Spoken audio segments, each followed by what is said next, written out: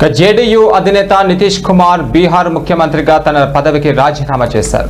ఈ రోజు లోక్సభ భవన్ చేరుకున్న ఆయన తన రాజీనామా పత్రాన్ని గవర్నర్కు అందజేశారు. నితీష్ కుమార్ స్థానంలో ముఖ్యమంత్రిగా ఎవరు వస్తారు అనేది ఇప్పుడు చర్చనీయాంశంగా మారింది. రాజీనామాను సమర్పించడానికి ముందు ఆయన మంత్రివర్గ సమావేశాన్ని చివరిసారిగా ఏర్పాటు చేశారు. మంత్రివర్గాన్ని రద్దు చేసిన విషయాన్ని కూడా కేబినెట్ కు తెలియజేశారు. నితీష్ కుమార్ బీహార్ ముఖ్యమంత్రిగా 2 దశాబ్దాలు కొనసాగారు. ఇటీవల ఆయన రాజ్యసభ ఎంపీగా ప్రమాణ స్వీకారం కూడా చేశారు. దీనితో ఆయన ఈ రోజు ముఖ్యమంత్రి పదవికి రాజీనామా చేశారు. ముఖ్యమంత్రిగా పలువురు బీజేపీ నాయకుల పేర్లు కూడా వినిపిస్తున్నాయి. బీజేపీ నాయకుడు ముఖ్యమంత్రి అయితే రాష్ట్రంలో తొలిసారి ఆ పార్టీ పదవిని చేపట్టినట్లవుతుంది. అయితే ఇప్పటివరకు ఉప ముఖ్యమంత్రిగా ఉన్న సామ్రాట్ చౌదరి ముఖ్యమంత్రి అయ్యే అవకాశాలు ఎక్కువగా కనిపిస్తున్నాయి.